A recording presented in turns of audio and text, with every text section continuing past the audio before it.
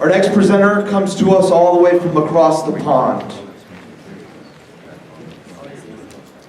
He comes to us today with a background in the music industry, learning the truths behind what many of us know to be a world of corruption, mind control, and so much more. He hosts a podcast, he's a DJ, he's an author, he has an upcoming book called Musical Truths. He's a rock star, I guess DJ and rock star synonymous, and he's one of the most passionate whistleblowers on the music industry that I've seen in quite a long time. There's been many of them. But for this Free Your Mind conference, please help me welcome Mark Devlin, please.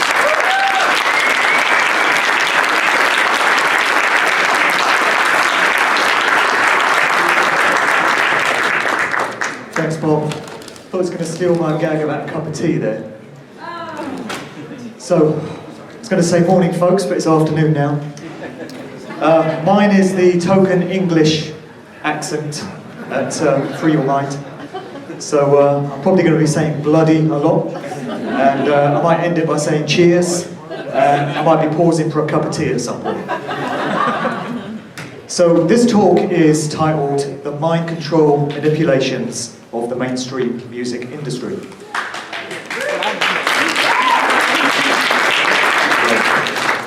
And there's so many facets to it.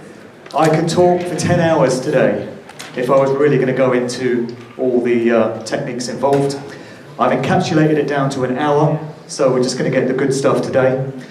By way of a brief bit of background, I've been a DJ for the last 25 years, radio and club DJ and a music journalist. I've specialised in hip-hop, that's real hip-hop, and other forms of black music.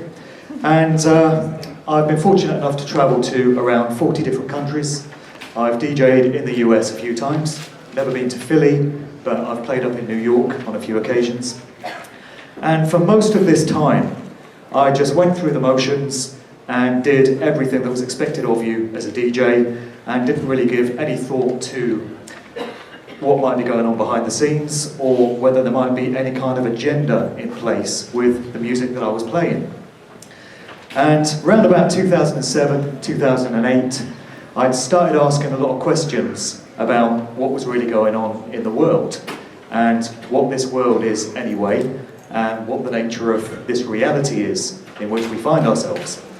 And this was the result of having done a lot of reading, a lot of researching, different authors. Graham Hancock's Fingerprints of the Gods was a mind-blowing book for me.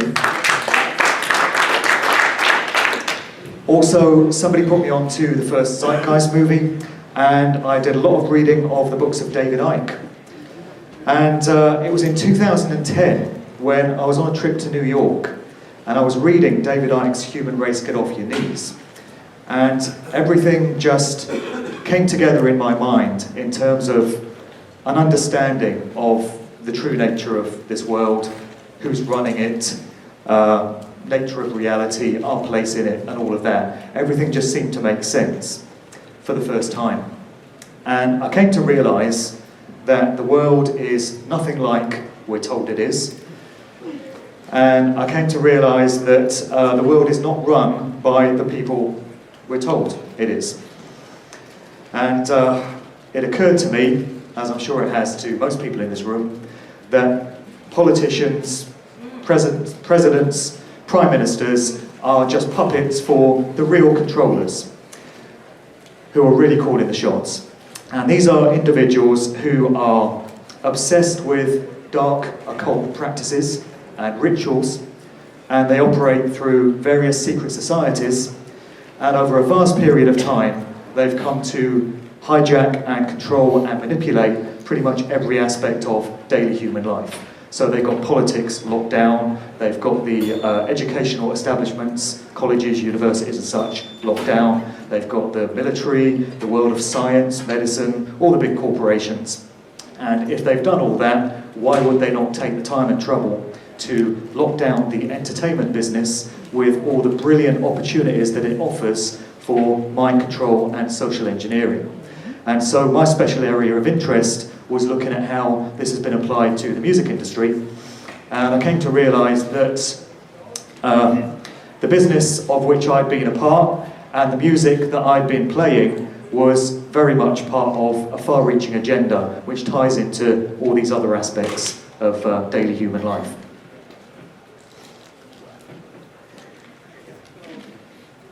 My old dad always used to say to me, there's no such thing as a free lunch. It's a simple truth, and he was absolutely right. Everything comes with a price. There's always a price to pay. When it comes to fame and fortune and celebrity, if you are a household name that is revered and adored and worshipped by millions, there will have been a price to pay for you to have got there. And it will be quite a heavy price. There was a movie which came out in 1968. It's a gothic horror classic directed by Roman Polanski, and it's called Rosemary's Baby. And it's an incredible film. On the surface narrative, you've got this young couple, played by Mia Farrow and John Cassavetes, and they move into an apartment block in New York. And it just happens to be the Dakota building, outside which John Lennon was assassinated in 1980. And the guy is a wannabe actor. He's a struggling actor. He's trying to make it big in the game. He's not having much success. And this young couple unwittingly fall in with a group of Satanists. And they don't appear to be Satanists on the surface. It's the old couple that are their neighbours, and some of their family friends, and a doctor. But it turns out that everyone around them is part of this network of Satanists. And they make this guy an offer, which is that they will fix it for him to become a successful actor, but there's a heavy price that he has to pay. And in the case of the movie, it's allowing his wife to be impregnated by this demonic entity, which is identified as the devil.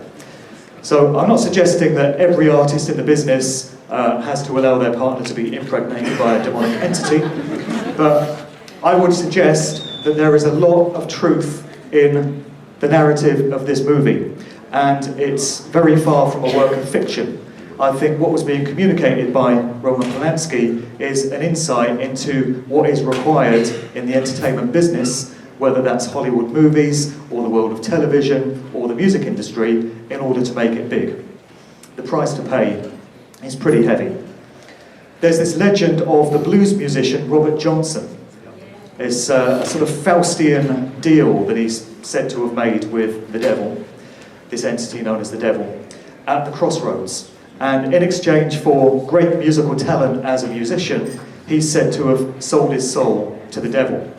And it's always been taken to be a myth, but some very strange elements to the story, not least the fact that Robert Johnson died at the age of 27 in some very strange circumstances. And I think there could be some truth to this idea of selling your soul in exchange for great fame. This guy, Professor Griff, formerly of the hip-hop group Public Enemy, has gone into some of the initiation rituals which are required of artists in the hip-hop business in order to make it big. He's talked about it in his books and his YouTube videos and public talks. Griff has had his house burnt down, he's been poisoned, and he's been shot at many times. And this does tend to be validation that you might just be onto something. And he tells a story about how many prominent hip-hop artists, the sort of things that they have to do in exchange to make it big. And he tells a story about this guy, Sean Combs, aka Puff Daddy, P. Diddy, whatever the hell he's calling himself this week. And the story that Griff tells is that apparently Puffy, along with many others it would seem, was required to go through an occult ritual which involved lying naked in a coffin, surrounded by his peers, masturbating and recounting his entire sexual history. And this is apparently a version of an initiation ritual that takes place within the Skull and Bones Society at Yale University. They've got a version of it for the music industry. And no coincidence that Puffy crops up time and time again in the Forbes hip-hop rich list, because they do one of those. And in the top 3 of that, for many years, you found Puffy, Dr. Dre, and Jay-Z. All highly compromised artists, it turns out. And it's not as if they don't give their little symbols and their little clues as to what's going on. The dark forces that control the music business and the A-list artists that they use do tend to leave their calling cards everywhere and give you little reminders of who's running the show. This ties into sigil magic, which is what John and Bonnie Mitchell were talking about in the video that we saw on Friday evening. Very much connected to what goes on in the music game. So often with Jay-Z, you see him flashing up this hand signal, this triangular sort of arrangement. And the cover story that is always given for it, and the way that Jay-Z has explained it, is that it's the rock sign. It's said to be the depiction of a diamond. And this ties into the name of Jay-Z's record label, which initially was Rockefeller Records. Interesting choice of name. These days it's called Rock Nation. But there was a video on YouTube, which is not there anymore, but from 2009, where Jay-Z was saying he invented this sign. And it was the rock sign, it symbolizes a diamond, and it's the bling culture of hip-hop. But it's not the only time you see this particular symbol. There's Kanye West, his stooge mate, doing it as well. Here's Beyonce, who flashed up this symbol, Mrs. Jay-Z, of course, at a Grammy Awards ceremony a couple of years ago. And here is Anton LaVey, High Priest of the Church of Satan, who just happens to be doing the same symbol back in the 1960s. And it turns out to be known as a triangle of manifestation. And the idea is that it symbolizes the unity of mind, body, spirit, thoughts, emotions, actions.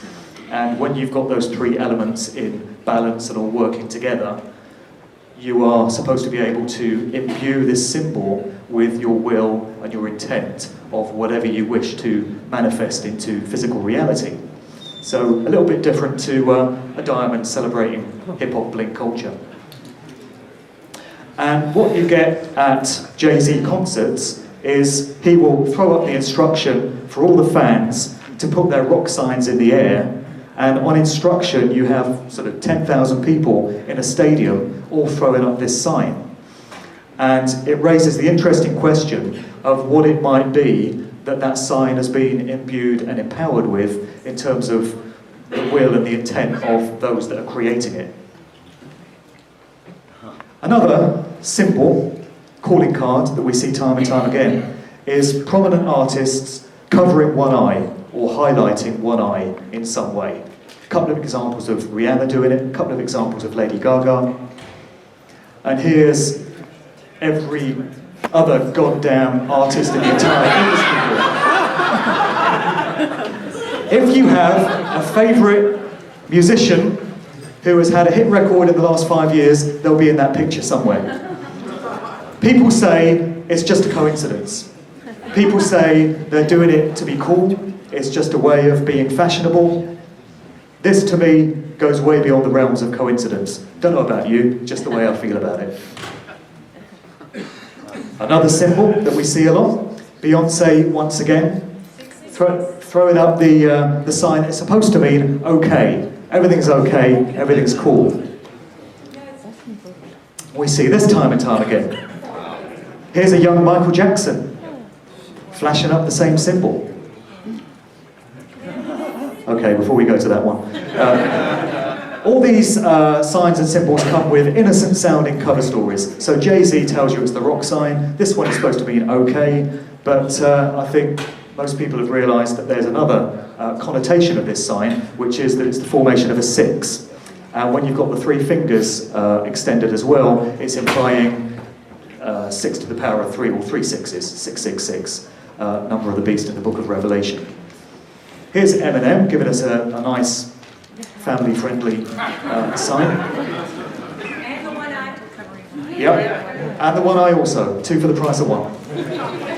And this one, it's all to do with the way the thumb is extended, but the cover story for this one, or the innocent version of it, is that it's supposed to mean I love you. It says that, doesn't it?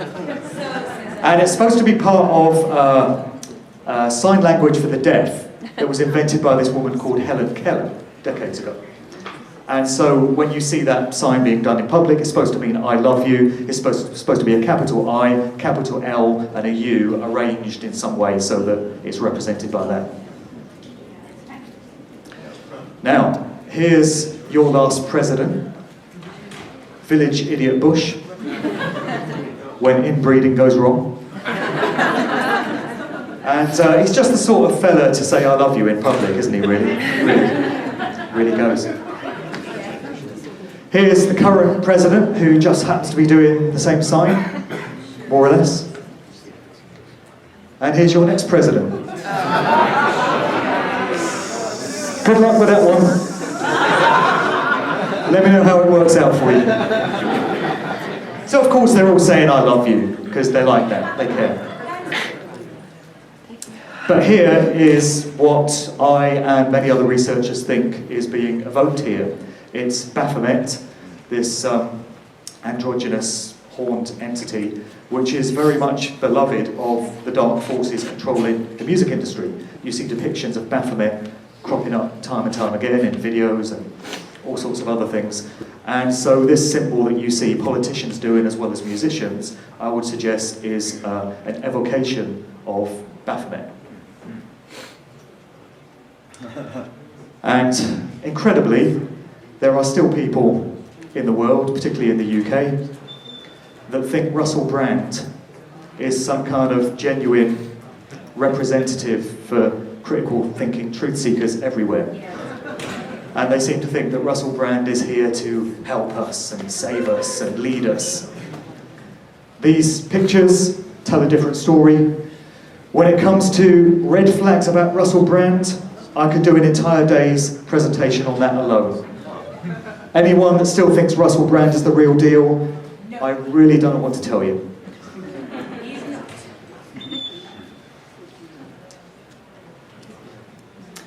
Okay, so we're sticking with a form of symbolism and also a form of sigil magic, and we're getting into the realms of what is known as predictive programming.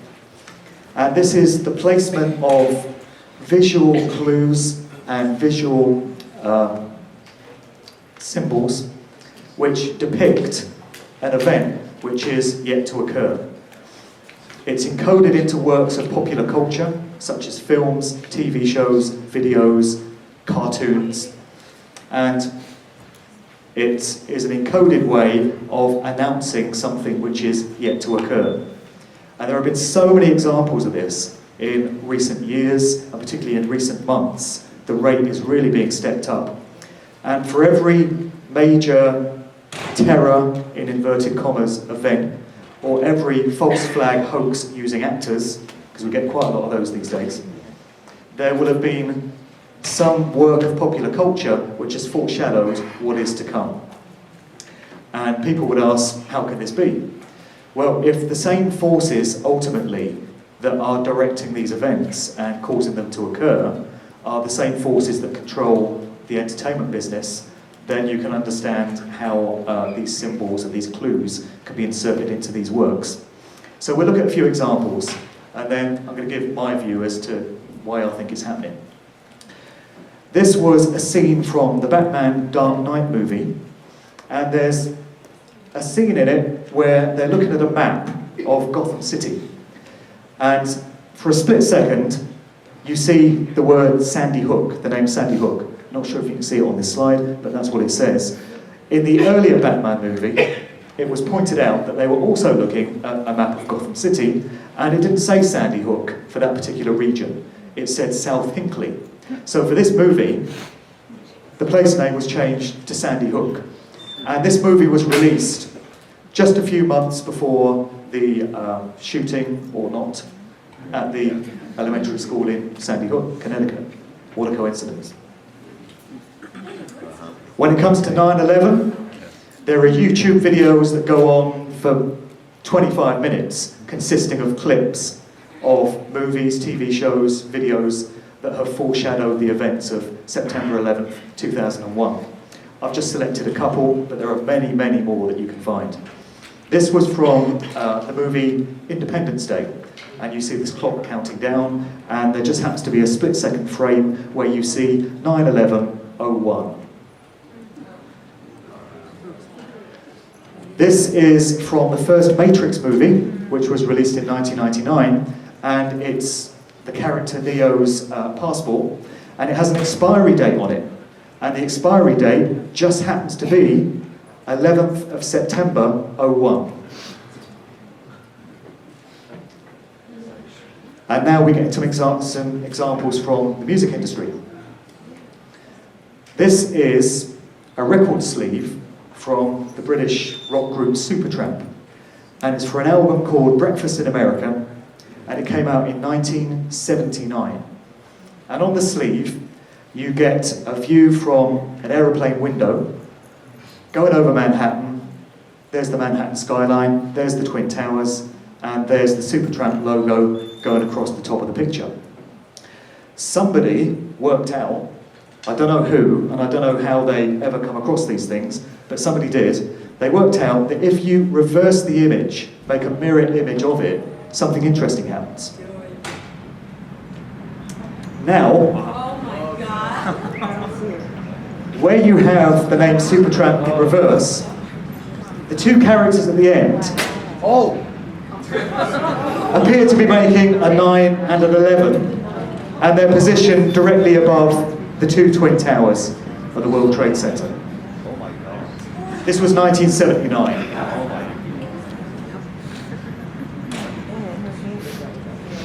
This was a little known hip-hop album, wasn't a big hit, from a group that's not too well known, called The Coup. It was from an album called Party Music, and it was released in June 2001 with this original sleeve.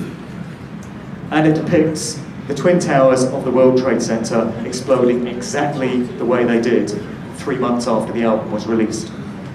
And Boots Riley, the guy there, the frontman of the group, is said to have designed the sleeve. And he said that it was designed to be a statement against capitalism. And he said that, you know, when the events of September 11th happened, he was shocked at how this album seemed to foreshadow it. So who knows what the true story is there, but a very interesting sleeve to have come out at that point. And there's a more accurate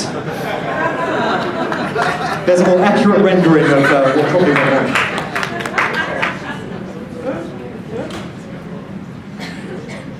This is Michael Jackson's Blood on the Dance Floor album. Interesting title, interesting Masonic checkerboard floor going on. Interesting red suit, colours of Saturn, but don't have time for all that. In the background, you've got a city crumbling to dust, which looks very similar to Manhattan. This is the Amazon page for Jay-Z's iconic Blueprint album. And at the top there, you can see the date on which it was released. And the date just happens to be September 11th, 2001. What were the chances? September 11th, 2001 was a Tuesday. Most albums are released on a Monday. For some reason, this one was put out on this date. And a more recent example, a video from the rapper, it says here, Lil Wayne. Not my idea of a rapper, but maybe I'm getting old. And this was for a video for a song called My Home Is Still.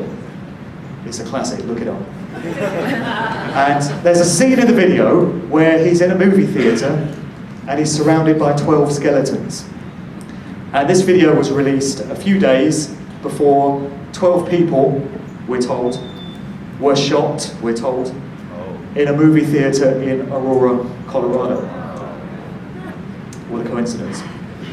So, this predictive programming, it doesn't matter whether the event in question happen the way we were told it did, because many of these events are false flag hoaxes, or they're staged using actors.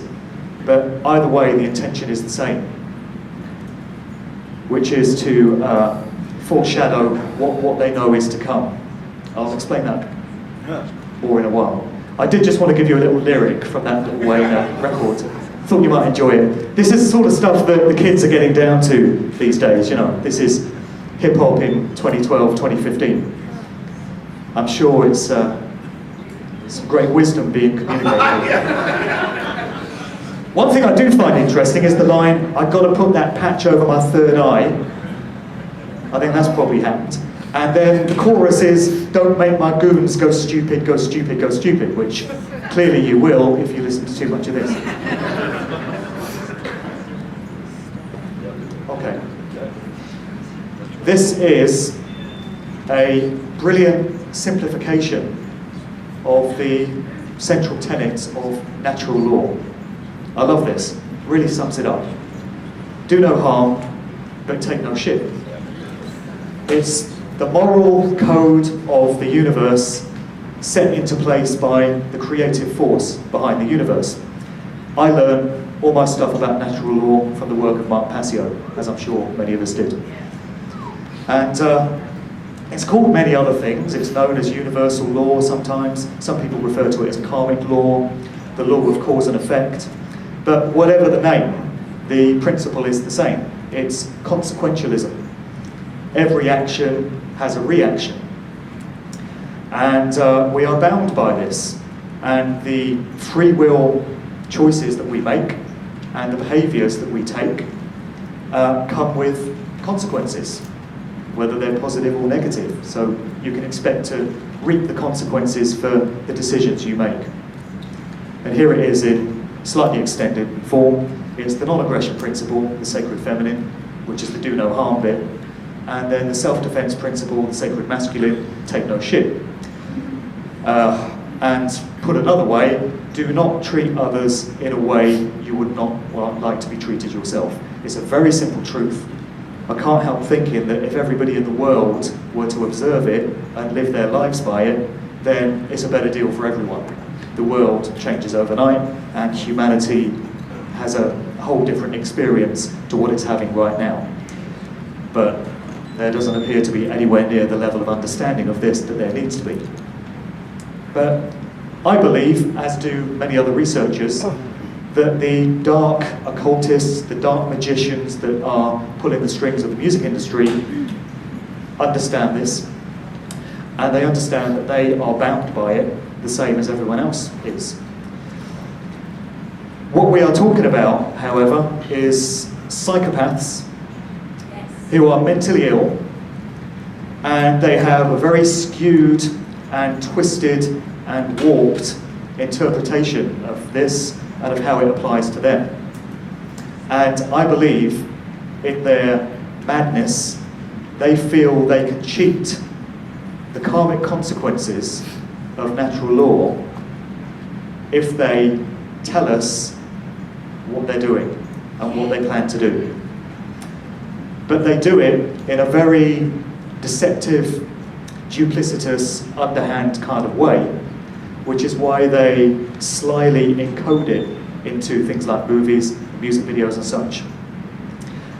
The general public is picking up on these things when it watches the movies, when it watches the videos, but it's going straight into the subliminal mind, because these symbols are the language of the subliminal mind.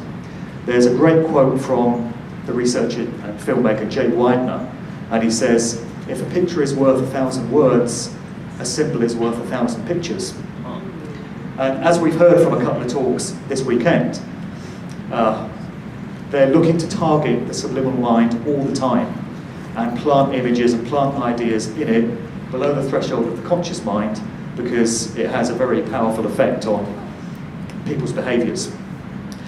And so I think that's why they're doing this. I think there are other reasons as well.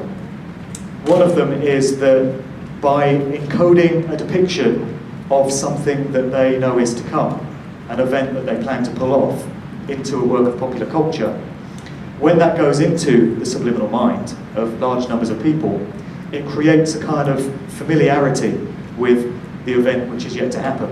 So that when it does, the subconscious mind is kind of recalling the fact that it's seen an element of it already, and it's more readily absorbed and more readily accepted into these people's minds.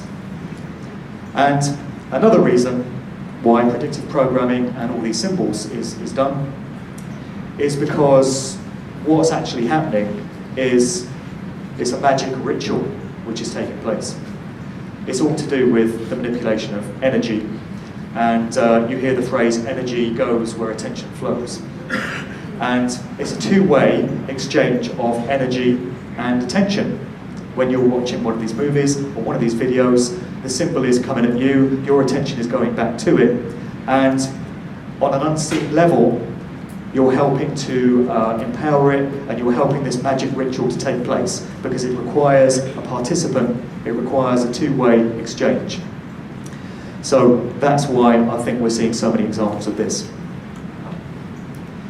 There's another way in which symbols and ideas are implanted into the public consciousness. Besides the visual element, there's the audible element. And this is where we get into the very interesting area of backmasking. Subliminal messages in audio recordings. There have been suggestions of this going on for decades. The Beatles were famous for splicing backwards messages into their recordings. And they can only be understood when the record is played in reverse. And probably the most famous example of it is the classic Stairway to Heaven by Led Zeppelin, who are a very interesting group when you get into the finer detail. Jimmy Page was absolutely obsessed with the works of Aleister Crowley, and he actually bought Crowley's house, Boleskine House, on the shores of Loch Ness in Scotland, which was connected to a famous ritual which Crowley undertook in 1899, conjuring up these demons. And the ritual was never properly completed, and they are said to have remained within Boleskine House. And Jimmy Page bought this place in 1971. He was obsessed with all the works of Crowley. And there's lots of dark occultic elements to the Led Zeppelin story, but Stairway to Heaven is their most famous track. And there's a section in it where, in the lyric, which goes, "If there's a bustle in your hedgerow, don't be alarmed now. It's just a spring clean for the May Queen." When you play it in reverse, it comes out as, "Here's to my sweet Satan," and other lines to that effect. And an incredible thing about this is you can go to Led Zeppelin's Wikipedia page, and it actually talks about this. It talks about the controversy of this backwards message in Stairway to Heaven, and it gives you a little snippet of the audio where it occurs going forwards, and it also gives you a little snippet of the audio played backwards, so anyone can listen to it for themselves and make up your own mind. And to me, it certainly sounds as if that's what's going on. And I always put this one in here to remind me to talk about this. A lot of folk might have seen a video on YouTube where there's some audio of Obama in one of his campaign speeches in 2008. And it's one of his "Yes, we can" mantras. And somebody worked out that if you play the video in reverse, every time he says, "Yes, we can, yes, we can," it comes out as, "Thank you, Satan, thank you, Satan." That's another one which, if you've never seen it, you can check it out for yourselves. It's on YouTube. You just type in "Obama, thank you, Satan," you'll find it. You can make up your mind as to what's going on there. And, of course, skeptics, when it comes to this subject area, will say, you hear what you want to hear. If you set out to hear a satanic message in an audio recording, you'll make yourself hear it. You know, they're not having it. I recently came across the work of this guy. His name is John Kelly, and he operates out of Vancouver, Canada. He runs a website called yourinnervoice.com. And his work is very much based on the work of an earlier guy by the name of David John Oates. He's Australian, and he came out in the 1980s with a technique which he refers to as reverse speech therapy. He used to appear on Art Bell's radio show quite a lot back in the day, so a lot of people might be familiar with his work from that. But this guy, John Kelly, has picked up on that whole area. And reverse speech therapy involves getting people who have issues that they need to resolve. Maybe they've got deeply embedded traumas that they need to address. And he gets them to speak onto an audio tape, speak into a microphone for any length of time, talk about anything they want to talk about, just let it flow, freestyle. And what he does then is he reverses the recordings and sits there painstakingly for ages, listening to all this stuff backwards. And it all sounds like nonsense at face value, but he's able to detect the true thoughts and the true intent and what's really on the minds of these people in the form of backwards messages, in the form of how these things come out. And this form of therapy says that your true thoughts and your true emotions come out in reverse while you're speaking. I listened to a radio show with him, Radio 314, which is part of the Red Ice network, and he was being interviewed on that, and he gave a couple of examples of clients that he's had that have spoken these truths in reverse. And one of them was a woman who for years has carried the guilt of the fact that when she was a little girl, she was supposed to be crossing the road with her little brother, and she was holding his hand, but he slipped out of her grip and ran into the road, and he was knocked down by a vehicle and killed. And she's carried that guilt of having let go of him all her life.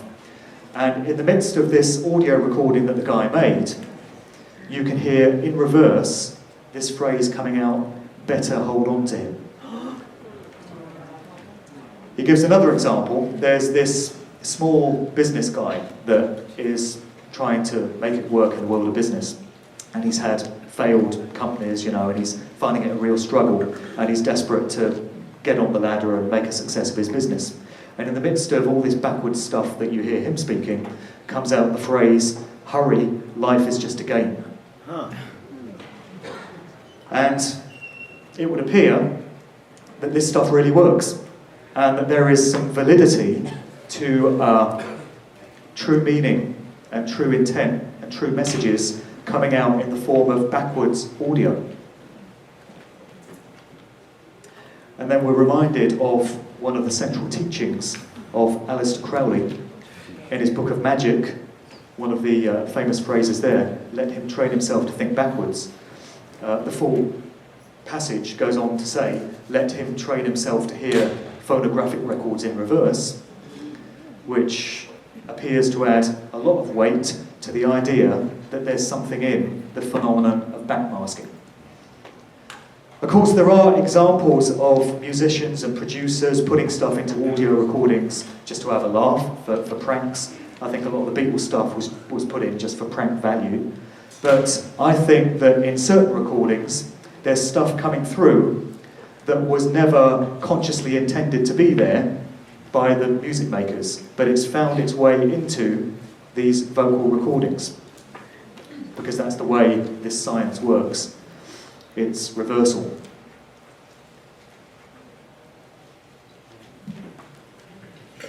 When I first started researching this whole area, I did tend to think that all these strange manipulations and all these mind control elements and all the symbolism was a fairly recent phenomenon. So it'd been happening in the last 8 to 10 years or so. But as I did the research and delved further and further into it, it becomes clear that the signs of the hidden hand go back decades, and they go back to the very start of the popular music industry, basically. There's stuff about Elvis Presley. Elvis was supposed to have been an undercover government agent working for various different facets of the American government. You know, there's all sorts of theories about that. That's before you get into him faking his death, but we don't have time for that today. But the Beatles, I usually spend a bit of time talking about the Beatles because they're a fascinating group to get into when it comes to all the stuff that we're talking about today. Here's a very early publicity shot where you can see that half the faces are shaded, highlighting the one eye. So we've got that one eye symbolism again, you know, evoking the all-seeing eye and the third eye, the pineal gland. Another image very much enjoyed by the music industry. So I guess people do know who this fella in the middle is. I wasn't sure how much familiarity there would be in the United States with the antics of Jimmy Savile. This guy, you mentioned this guy's name in the UK and you get a reaction straight away. For anyone that doesn't know, this guy, Jimmy Savile, was exposed 3 years ago as a grotesque serial paedophile, child rapist, necrophiliac, and God knows what else. And he'd been carrying on much of this activity on the premises of the BBC, funded by taxpayers. In the UK, we have to pay to watch TV, and the tax goes straight to the BBC. And this guy was employed by them for about 50 years, and it came to light only after his death that he'd been sexually abusing kids in his dressing room on BBC premises. And he'd also been having sex with dead bodies in hospital mortuaries. Nice man. But interesting how he crops up all over the bloody place. See, I told you I'd say bloody. In the music industry. Here he is with the Beatles, and it turns out that for a time Savile was the road manager for the Beatles. He used to drive them around to gigs. So there's just one strange aspect of them. Here's the sleeve to the Yellow Submarine album, and we see a couple of familiar symbols, signs that we've encountered before. You've got McCartney, or is it? Don't worry, we'll get there. McCartney doing the sixth sign, and Lennon, he can't work out which way round to do the Baphomet thing, so he did it both ways. Here's the sleeve to Sgt. Pepper, the iconic Beatles album. They've lined up a bunch of characters in the background they called our heroes, our inspiration. And there in the top left is Aleister Crowley, no less. Very much the original rock star. You know, he was into mind-altering drugs, hedonistic sex.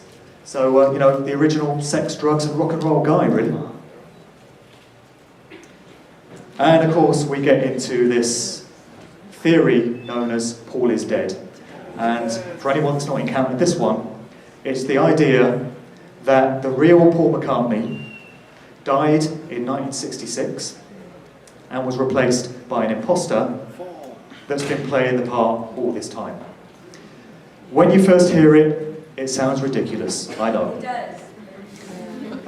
But when you get into the research, and when you look at some of the forensic evidence, and you look at some of the symbols and the clues, and when you're armed with a knowledge of some of the stuff that does go on in the entertainment business and in the wider world, such as people being taken out, such as symbolism, giving clues as to things that have happened, it does take on an air of plausibility. I can never say one way or the other whether this happened. I don't know, very few people can. Only the very small group that would have been involved in this deception, if it took place in 1966, know for sure. Everyone else is left with their best guess and their intuition. But I mention it because I think it's something worth people considering.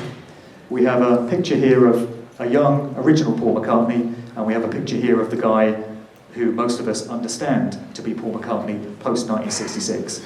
Is that the same guy? No, there's forensic evidence that it's not. Maybe it is, maybe it isn't. I'll leave people to ponder on that one, but I don't have time to go into it in any further detail, but it's an original music industry conspiracy theory and another strange aspect of the Beatles. The Rolling Stones are not to be outdone. Loads of dark occult elements to the Stones, and they just happen to be friends with Jimmy Savile as well. And the Rolling Stones were very closely associated with a filmmaker by the name of Kenneth Anger. And he made sort of homoerotic and satanic films in the late 1960s and 70s. His two most famous films were Lucifer Rising and Invocation of My Demon Brother. Mick Jagger did the soundtrack to the latter, and the Stones were, very closely affiliated with the works of Kenneth Anger. The Stones put out this album, Their Satanic Majesty's Request. The sleeve was a bit of a rip-off of the Beatles' Sgt. Pepper, but lots of interesting imagery there. A blood-red satin hovering overhead, Jagger in his wizard's hat, and all sorts of other stuff going on. And here we have the original founder of the Rolling Stones, Brian Jones, the guy in the front there with the devil's fork. He was the guy that originally put the Stones together. He was born into a military intelligence family, and his father worked for GCHQ in Cheltenham, England, which is Government Communications Headquarters. It's like the British equivalent of the NSA. And it's one of so many interesting examples of prominent rock stars just happening to come from families where the father worked for the intelligence services or the military or some branch of the government. Brian Jones died at the age of 27, as so many others did, when he was found face down in his swimming pool in very mysterious circumstances. And just before we leave him, there he is leaving one of his court cases for a drugs bust. And on the back of his car, you can see the registration plate reads 666. Just one of those things. And there's Alistair Crowley, original rock star.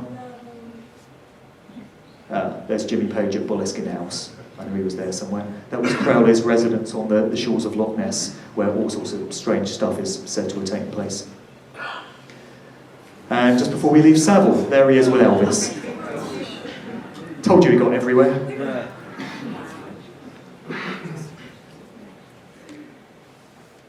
And one more. This sick, twisted abomination of humanity, pictured here with Jimmy Savile.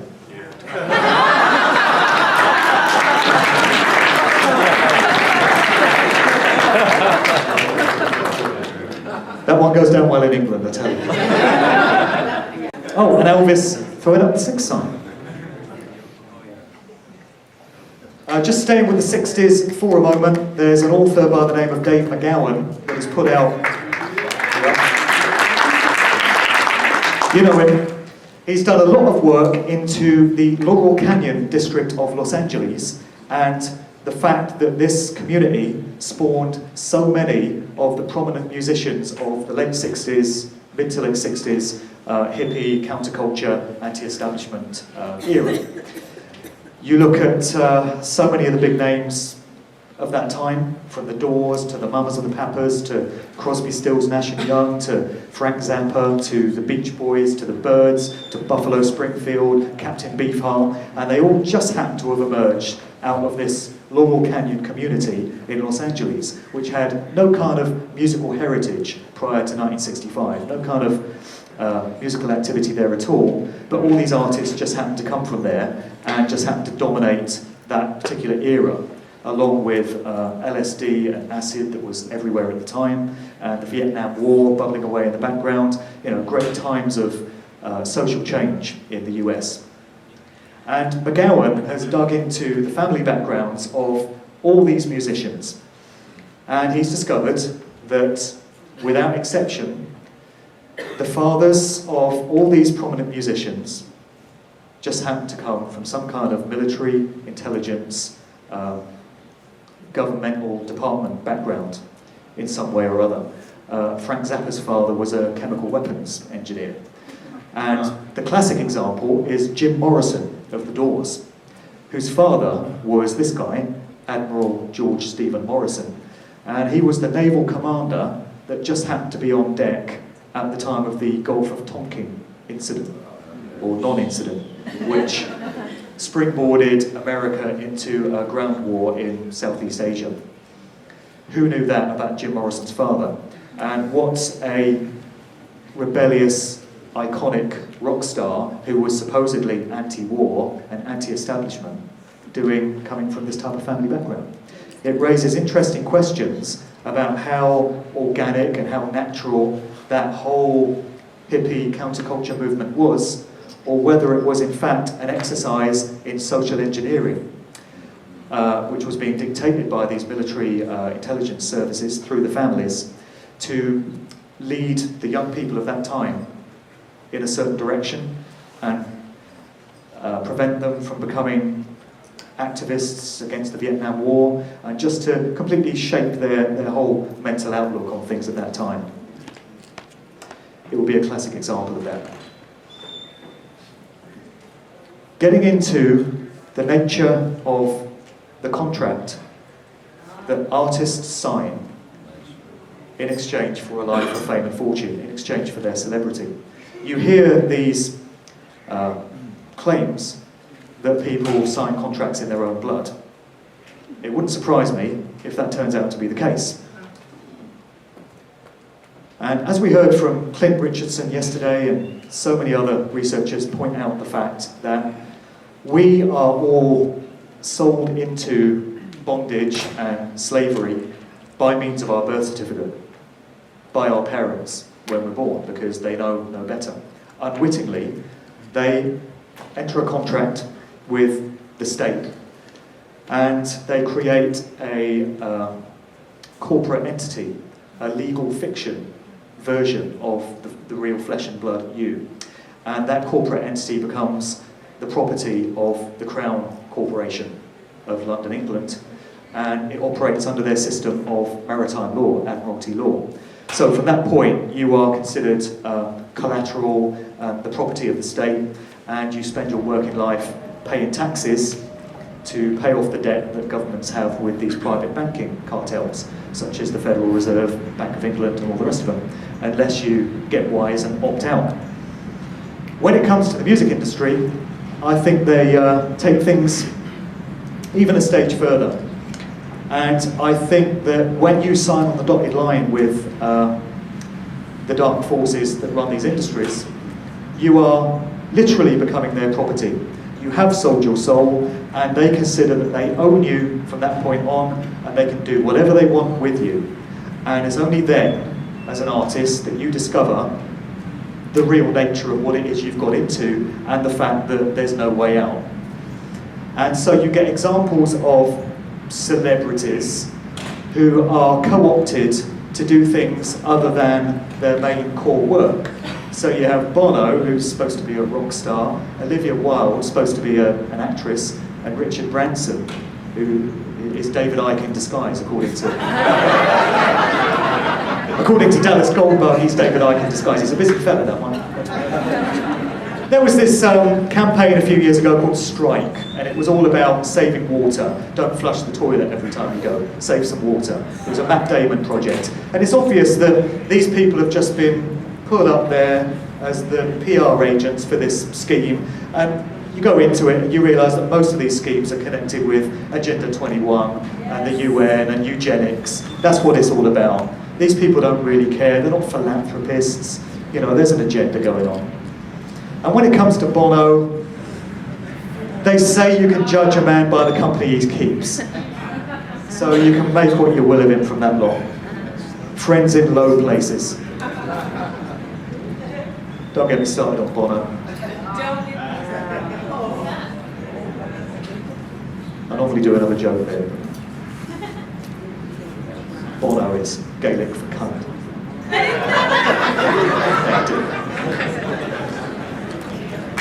And here we have Puffy and Jay-Z at a bloody Obama rally, doing what they're told to do.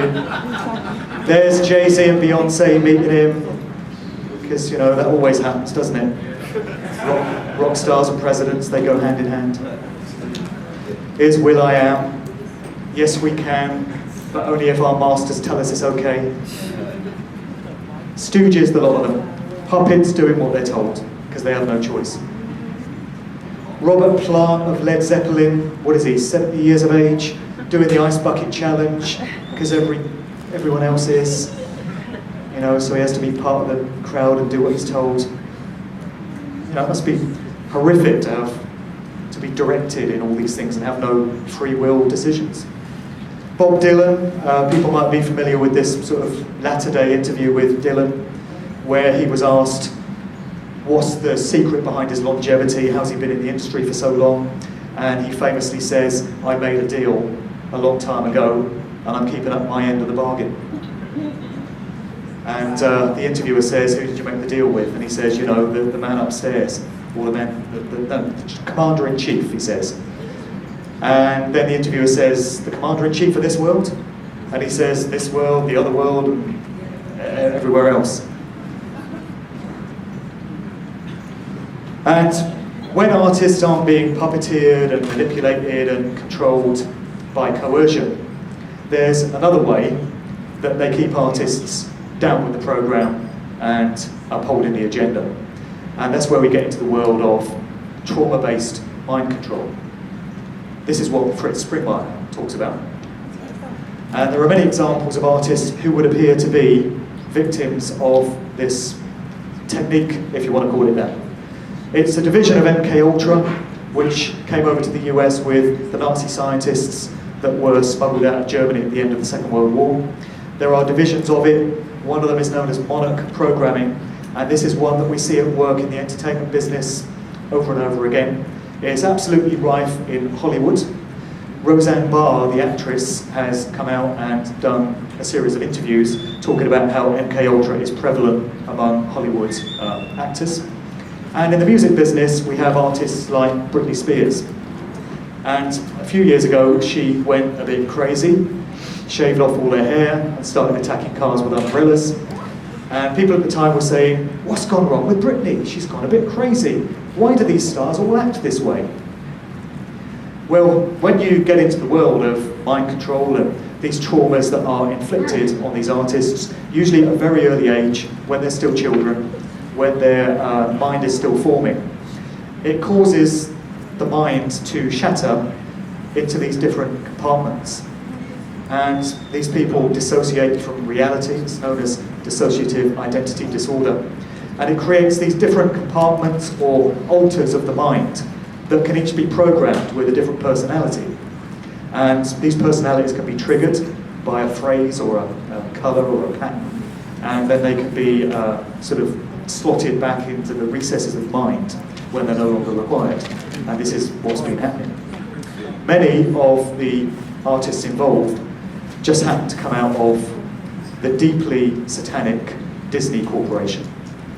And there's the Mickey Mouse Club, which is the sort of talent school offshoot of Disney. And Britney Spears was part of that, as was Justin Timberlake, you see at the top right, and Christina Aguilera, all in the same year, just happened to have come out of Disney.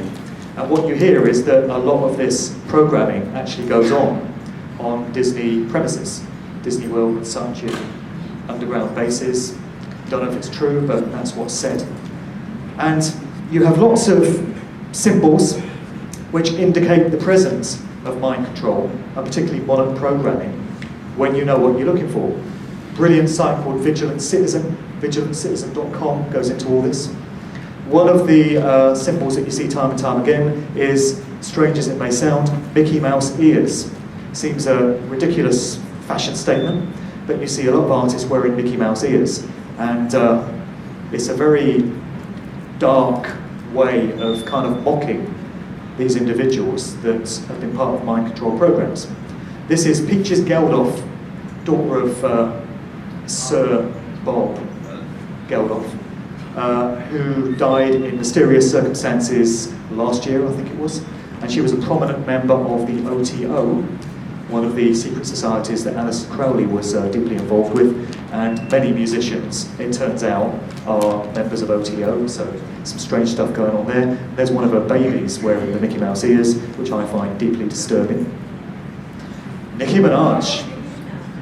Lots to say about Nicki Minaj. One of the other indicators of the presence of modern programming mind control is pink hair and the invocation of Barbie dolls, because these female victims are kind of considered to be dolls themselves, because of the manipulation that's taken place and the fact that they've dissociated from reality. And when you see images like this with pink hair, bringing to mind Barbie dolls, it's a surefire indication of what's been going on. Nicki Minaj actually has alters which come forth in her interviews and on her records. They make no secret of it.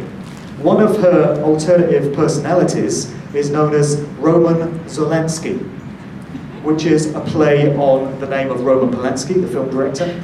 But this character has actually appeared on her tracks. She says it's a gay male character known as Roman. She did a track called Roman's Revenge, all about it. She would do interviews, and all of a sudden she will switch into this Roman Zelensky character, this alternative personality. Another one that she does is the British girl. She will start talking with a sort of London society girl accent. She will slip in and out of it in interviews. And people hearing it think it's hilarious, they think it's great, they think it's really entertaining. But they have no idea what's really going on. Britney Spears, in interviews, has often slipped into this British girl routine. She talks with a London society girl accent. Another artist that's done that is Mariah Carey. And in each case, when you study the accents, the voices sound exactly the same.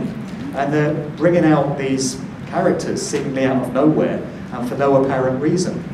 But it certainly seems to be a common thread between these artists in terms of some of the alternative personalities that come out. As a result, I would suggest, of mind control techniques. They mind control the artists so that they in turn can mind control the general public. And this was from a video of Nicki Minaj alongside B.O.B. and it was called Out of My Head. Not even trying to hide it. She's in a straitjacket in a mental institution with all kinds of weird scrawlings on the wall. Totally in your face.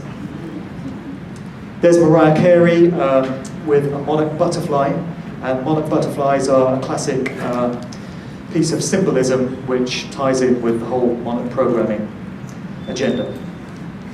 Fritz Springmeier may well get into it later. And here's a story about Mariah Carey going a bit crazy. In 2001, she went a bit mad and she attempted to commit suicide. They said she suffered a nervous breakdown. Many of the same hallmarks of what happened with Britney Spears and what's happened recently with Justin Bieber and many other artists. You see lots of parallels going on there. An article from Vigilant Citizen which talks about an aspect of the programming, and they involve popular films and popular books such as Alice in Wonderland, Alice Through the Looking Glass, and The Wizard of Oz. These are used as triggers for the mind control in many cases. And this passage talks about the use of The Wizard of Oz and the idea of going over the rainbow to the happy place, which symbolises the dissociation from reality. And then you remember that Mariah Carey put out an album involving her going over the rainbow. Yes. Miley Cyrus, another output from the Disney Corporation. She was Hannah Montana. She was this squeaky clean girl next door, wholesome character for many years.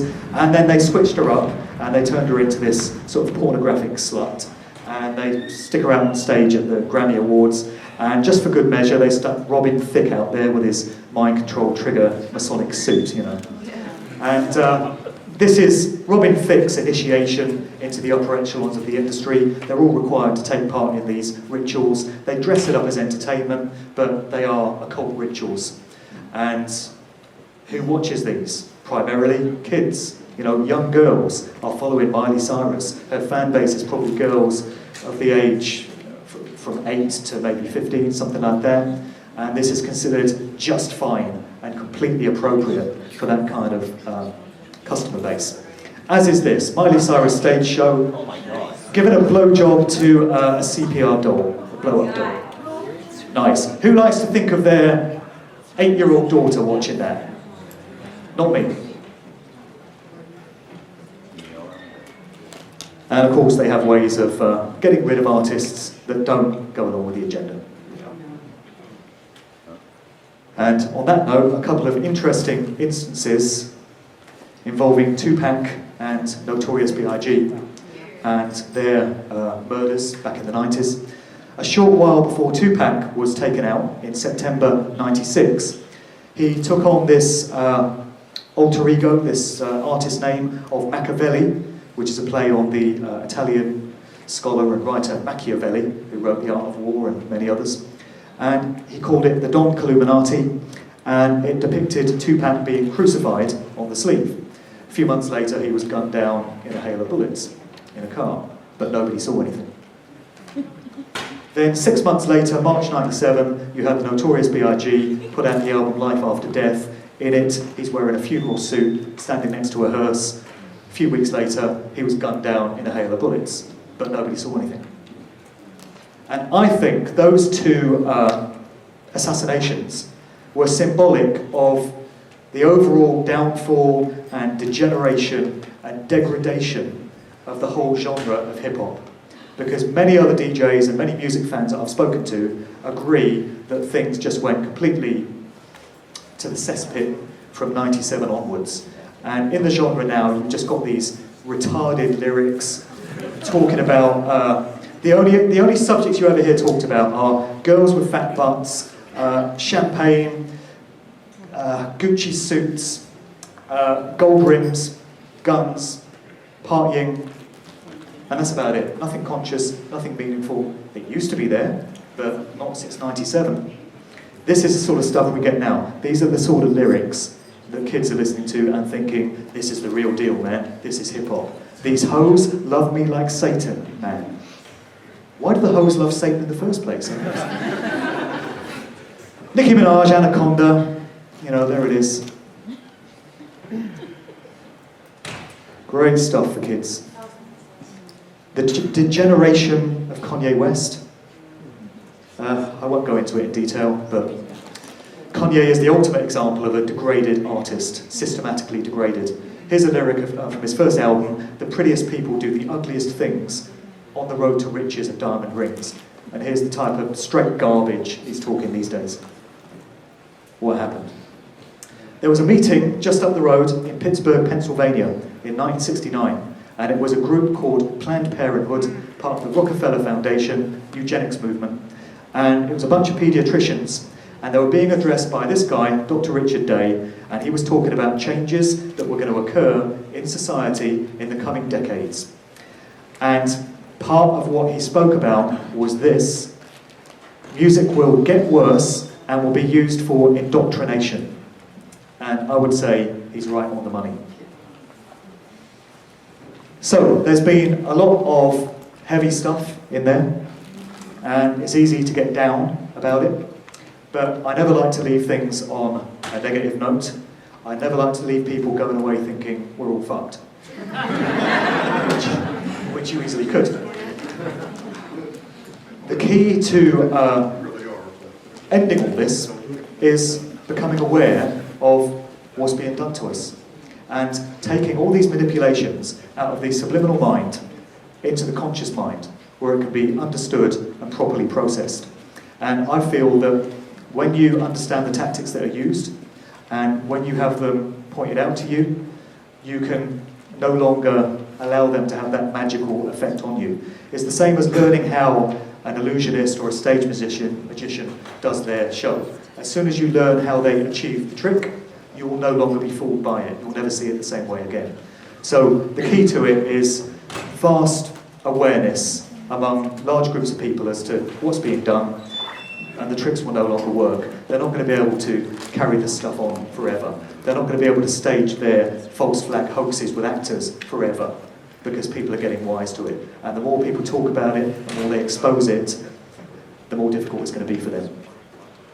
Conscious music is available. It's not just garbage out there. There's great music still being made. There's some incredible artists. Heard a couple of them on the open mic last night. St. Pete, PCT, and others. And I do this podcast every fortnight called The Sound of Freedom, which is where I unearth a whole bunch of conscious, meaningful music from artists who are switched on, they're awake, they understand what's going on, and they articulate it in their music. And their music is uplifting, it's inspiring, it makes you feel good, and it makes you realise you're not alone, you're not crazy, there's others that are seeing things the same way as you. So you can get this on iTunes, you can get it from my website, which is markdevlin.co.uk, it's on SoundCloud also. I'm writing a book which is to be called Musical Truth. It's bringing together everything that I've found so far. I'm looking to get that out early part of next year. And I want to thank Bob and John for putting on an amazing event. Bob is a great host. He's the new Bill Hicks.